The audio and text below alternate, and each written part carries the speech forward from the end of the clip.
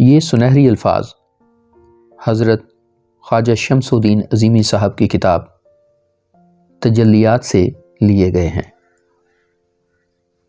بندہ جب اللہ تعالیٰ کے حقوق پورے کرنے کی سعادت حاصل کرتا ہے تو اللہ تعالیٰ بھی اس عمل کو قبول فرماتا ہے۔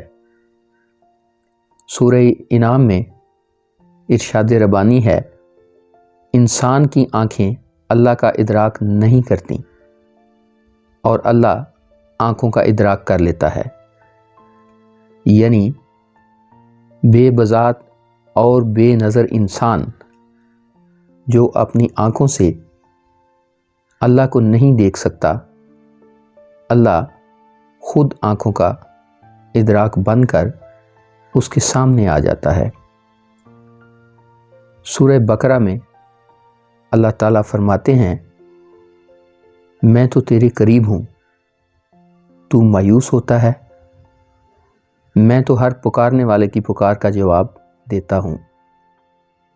اللہ تعالیٰ یہ بھی فرماتے ہیں، تم جہاں بھی جاتے ہو میں تمہارے ساتھ ساتھ ہوتا ہوں۔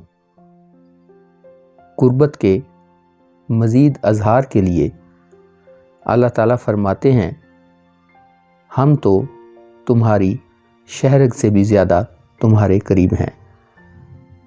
ناقابل ادراک ہونے کے باوجود اللہ انسان کے ساتھ اپنی معیت اور قربت کا بار بار اعلان کرتا ہے۔